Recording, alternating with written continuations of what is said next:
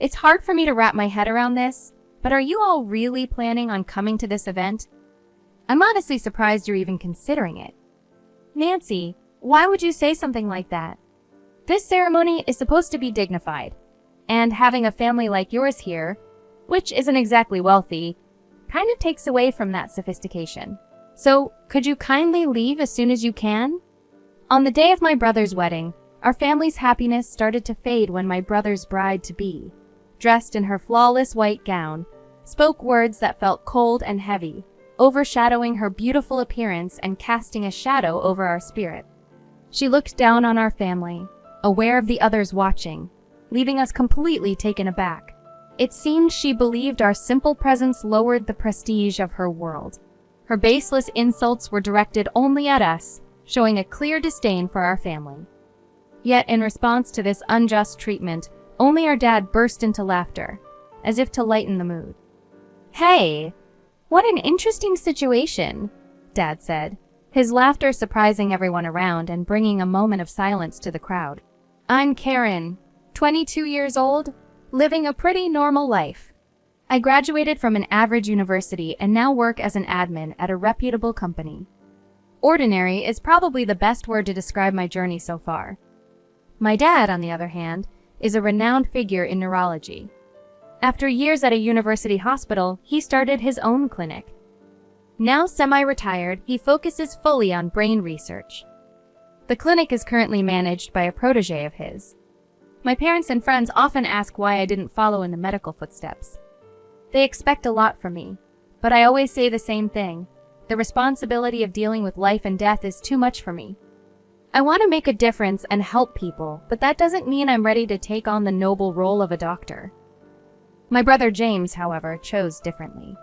3 years my senior, he's always been academically brilliant and got into a prestigious medical school directly. He's also quite handsome, which makes him popular, but his academic and social success seems to have changed him, especially after a certain point. Back when I was in high school, my brother's social life took off after he got into medical school. His dates became the talk of the town, and his trips home grew few and far between. Though he was supposedly immersed in university life, his social media painted a different picture, one where he was often seen enjoying the company of various women. This pattern didn't escape our father's notice, and it sparked a family argument when my brother dropped by home after weeks away. During this rare visit, my dad confronted him, visibly upset. "James, can you explain what exactly you're doing with your time at university?" James, ever the casual one, shrugged it off. "What's the big deal, Dad? I'm passing my classes and doing fine with my grades." But Dad wasn't having any of it. "It's not just about grades," he said sternly. "Being a doctor is more than that. You need to be able to understand and share the feelings of your patients." James, impatient, replied, That's such a hassle. Nowadays, if you're skilled, you can be anything. Can we not stick to these old-fashioned ideas?" Dad was taken aback and deeply upset by his response. James grew more defiant. "I can't stand this oppressive vibe. Please, just stop interfering in my life, Dad." During these exchanges, my brother boldly stated his views, not sparing me either. He made it clear he thought little of me, saying things like, "You're nowhere near my level. Clumsy as you are, you're lucky to have a brother like me." Every time he visited, he'd throw insults my way. Growing up, I'd always measured myself against him, which left me unable to stand up for myself. Despite finishing his medical studies, my brother hit a roadblock. He passed the national exam but couldn't land a job at any healthcare facility. He was confident in his abilities and even applied to 2 top university hospitals, only to be rejected by both. It turned out the issue was his attitude during the interviews. We learned what really happened through some of my dad's friends at those hospitals. Despite his qualifications, his lack of experience and, more importantly, his demeanor in those interviews seemed to be the deal breakers. My brother displayed an arrogant demeanor, confidently asserting that he could boost the hospital's finances and openly mocked our father's advice to prioritize patient empathy with a disdainful chuckle. Upon learning about my brother's predicament, my father, torn between disappointment and hope, addressed him with a blend of calm and authority. "James, you'll start working at our family clinic for now," he proposed. My brother was taken aback. Why should I do that? My father calmly but firmly pressed on. It's a temporary measure until you find your footing elsewhere. Use this time to get back to the basics. James accepted, albeit grudgingly, his face a mix of resignation and discontent. His attitude toward our family was unmistakably filled with resentment. Yet, in his confusion and frustration, he was embraced by our father, who offered him a chance to start anew. Whether motivated by paternal love, professional ethics, or another reason, my father hoped James would evolve into a compassionate doctor. Despite this, James showed no signs of wanting to meet those expectations. Now employed at our father's clinic, patient grievances about him are frequent, and rumors of his poor conduct spread widely. Instead of improving, James's egocentric behavior has intensified within the clinic. He boasts about eventually succeeding our father as the clinic's director, causing unease among everyone. We're left to hope that, eventually, my father's sincere wishes will resonate with James. In the midst of this, James brought home a surprising guest to introduce to us as his fiancée A. "This is my fiancée A," he announced with assurance. We were rendered speechless by the abruptness of the introduction. While his fiancée A appeared sophisticated and well-mannered at first glance, there was something off about her demeanor and smile that made me uneasy. The way she looked at our family with a subtly arrogant smile raised questions and discomfort within me. I couldn't help but wonder what lay behind that unsettling presence. Was it all in my head, or was there something more to be wary of? The unease I felt since the day we met my future sister-in-law lingers. Despite my reservations, the wheels for my brother's wedding were set in motion. Since getting engaged, my brother, who once lived by himself, started coming home more often. Yet, these visits weren't about cherishing family time. They were about seeking financial aid from our parents for his upcoming wedding. Just the other day, he was asking for a significant sum for the wedding, I remember. "James," my father began, "I'm glad you're getting married, but as someone about to start a new family, you need to connect with each patient genuinely." "How many times will I hear this lecture?" "I engage with my patients enough," James retorted, clearly annoyed. "Then why do we keep hearing complaints?" "Some patients have even asked to switch doctors," my father countered, citing specific incidents to make his point. "Those complaints probably come from not meeting their expectations." "They should just listen and not complain all the time," James snapped back. My father, with a sterner voice, said, "Your attitude is the issue. It's affecting the hospital's reputation. You need to understand the seriousness of this." James, irritated, conceded, "Fine, I get it. Be more empathetic, right? If that's what it takes, then help me with the wedding costs." I wanted to be memorable for Nancy. We were briefly moved by James's fervent appeal. After some thought, my father agreed with a condition. "Okay, James, but you must become a responsible doctor and a supportive husband." "Yes, Dad. I'll be the dependable doctor you envision." "If I keep my word, will you help with the wedding?" James promised. "Deal. We'll support the wedding," my father concluded, hoping James would live up to his promise. "I'll have the estimates for you later," James said. And when he finally sent them over, the figure was a staggering $50,000. Holding the estimate, which took me by surprise, I turned to my father unsure. "Dad, are you sure about this? Are we really going to spend so much on the wedding?" A wedding is a once-in-a-lifetime event. James wants to make it memorable for Nancy and himself, and I understand that desire, Dad explained. But I couldn't help wondering if this was just my brother being extravagant. "But $50,000, Dad? Isn't that a bit much?" "It's okay, Karen. I believe James has begun to see things differently. Maybe even taken some time to reflect," Dad reassured me, though I remained skeptical about my brother's capacity for such reflection. "Even so, Dad, when it's my turn, you'll do the same for me, right?" I asked, half jokingly. "Of course, Karen. When your time comes, I'll be there for you too," he promised. Which didn't exactly address my concerns, but at least confirmed his support was unconditional. Resolved that the financial decisions were ultimately Dad's to make, I tried to put aside my doubts about James's intentions. However, my worry didn't just disappear. On a day off, as I was enjoying some shopping in the city center, I unexpectedly bumped into James and Nancy. They greeted me with smiles that seemed to carry a hidden agenda. "Look who it is, Karen. Long time no see. You're coming to the wedding next month, right?" James asked, as if there was any chance I'd miss it. "Of course, I'll be there." "I wouldn't miss it for the world," I replied, though the enthusiasm wasn't mutual. "Just make sure you bring a nice gift, okay?" James added, setting an awkward tone. Nancy then chimed in. "Karen, have you thought about how much you're going to give for the wedding gift?" I hesitated. "Well, I've looked up what's usual. If it's less than $3,500, you might want to think again," she suggested, catching me completely off guard.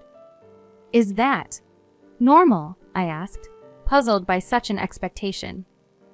"It's only common sense, right? Especially for family," Nancy insisted, leaving me flabbergasted. This was the first I'd heard of such common sense, and it left me wondering where these expectations were coming from.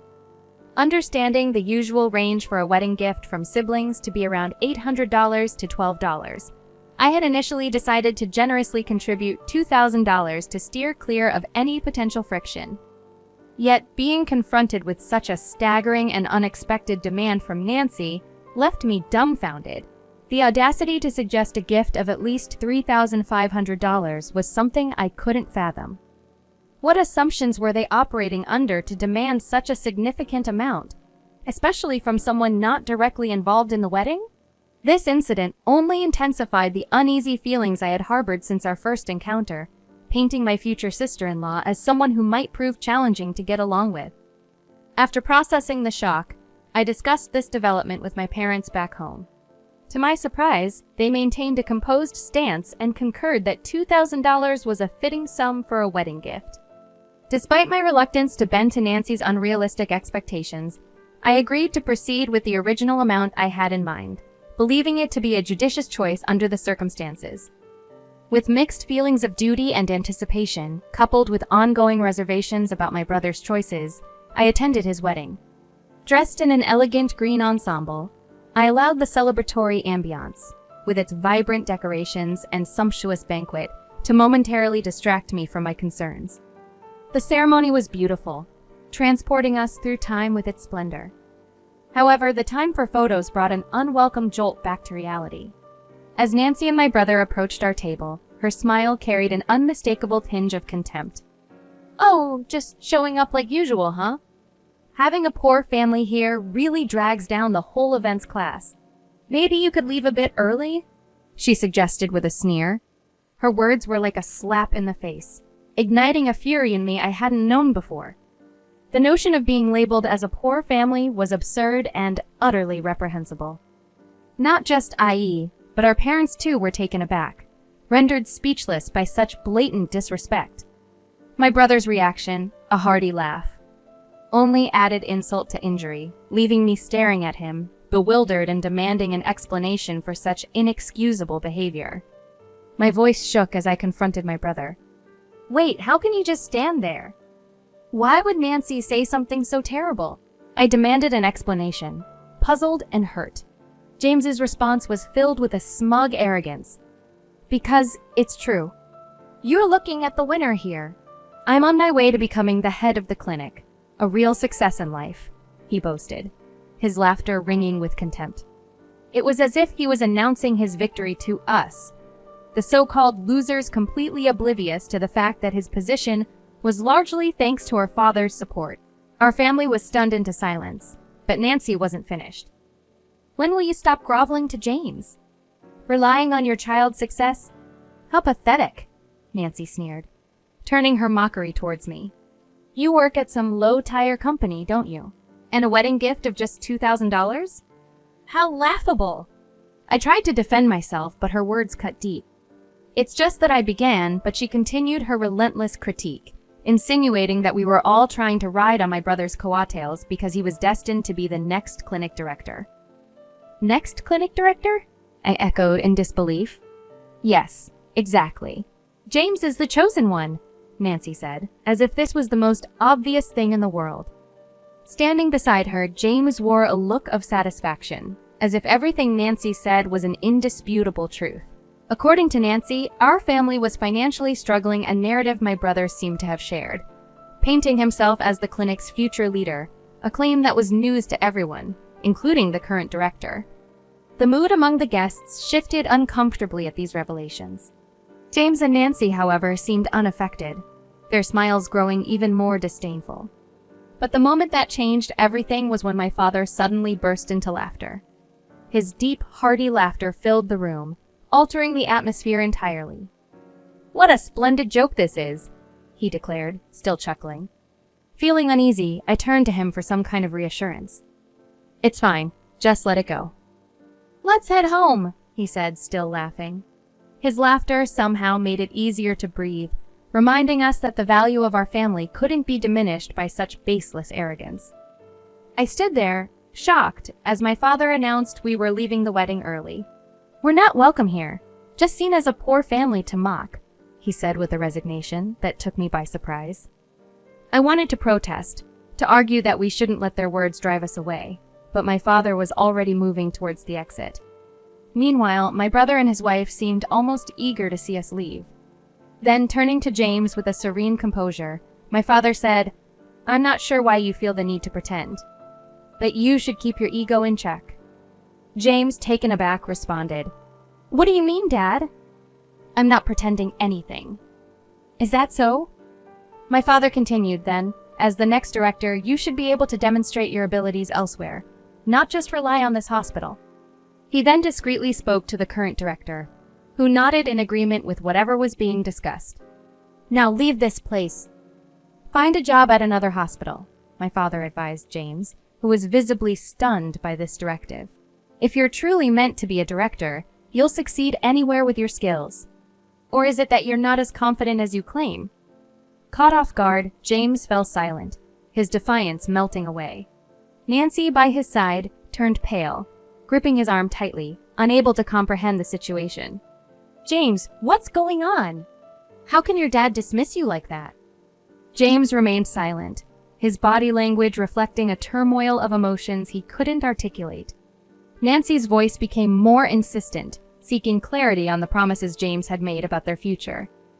Amidst her probing, James seemed lost, disconnected from the conversation around him.